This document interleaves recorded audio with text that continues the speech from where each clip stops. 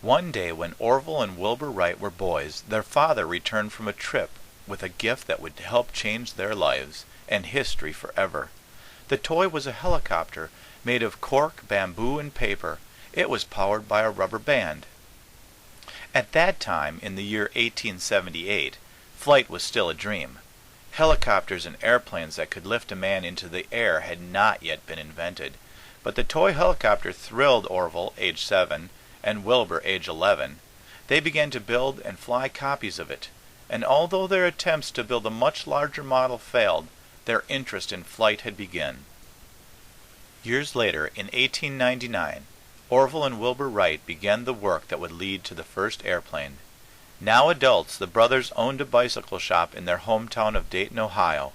In their spare time, they researched the subject of flight and began testing different types of wings that could lift a craft into the air.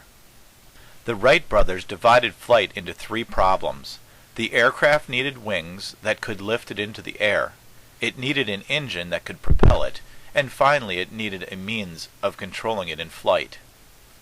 Otto Lilienthal and others had already proven that wings could lift a man so that he could glide in the air, and Samuel Langley, an American, had designed a craft that could be propelled into the air with a steam engine. But until then, the problem of taking off, turning, and descending in an aircraft had eluded them all. The problem of control was a tough one. The solution came from pigeons. While watching pigeons flying, Wilbur and Orville Wright noticed that the birds kept adjusting the position of their wings. When a bird wanted to turn, it lifted the front edge of one wing while tilting the edge of the other wing down. By reversing the process, the bird could turn the opposite way. The brothers began working to make an aircraft wing that could twist and turn like a bird's. One day when Wilbur took a bicycle inner tube out of a long cardboard box, he noticed that by twisting the ends of the box in opposite directions, he could make the edges of the box twist like the pigeon's wings. If only the brothers could make a flexible wing that could operate like this, they just might solve the problem. Wilbur and Orville immediately began designing a glider to test the idea. It had 2 parallel wings and would be flown like a kite. But to fly their glider, the brothers needed to find an open place with strong, steady winds. They wrote to the U.S. Weather Bureau and were sent a list of possible sites. One of these was Kitty Hawk, North Carolina, a virtually uninhabited beach on Carolina's Outer Banks. The Wrights traveled first to Kitty Hawk in the fall of 1900, where they tested their glider. They first tried to fly the glider with a pilot, but when they realized how dangerous this was, they abandoned the idea. Instead, they flew the glider like a kite, controlling it with long cords attached to the wings. They carefully measured the performance of the glider and used this information to design another one. In the summer of 1901, Wilbur and Orville returned to Kitty Hawk. There, they assembled and tested a new glider. The first day they flew the glider, Wilbur, the pilot, made 17 glides. His best glide lasted between 15 and 20 seconds and covered 300 to 400 feet. Even though the glides were brief, the control system worked. Still, the Wrights' glider failed to fly as well as the brothers had calculated they would. In the winter of 1901, the Wrights used a wind tunnel to study the problem. The tunnel was a wooden box equipped with a fan.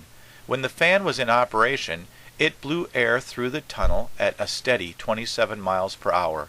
The Wrights put models of airplane wings in the tunnel. By carefully measuring the performance of these models, they were able to build better wings for their glider. In 1902, Wright glider performed better than earlier ones, producing glides of over 500 feet. Now the brothers were ready for the next step. Back in Dayton, the Wrights worked to build propellers and a lightweight engine that could propel their aircraft skyward. In the fall of 1903, they returned to Kitty Hawk, where they practiced flying on the latest model of the glider as they assembled their new engine-powered craft. Progress was slow, and cold weather came early, but soon the Wrights were ready. Several local men helped them roll the 700-pound Wright Flyer to its starting place. They started the engine, and Wilbur and Orville tossed a coin to choose the pilot. Wilbur won.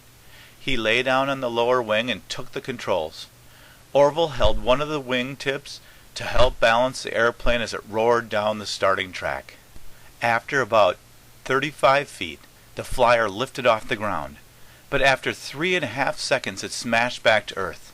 It took 2 days to repair the damages, but on December 17, 1903, the Wrights were ready to try again.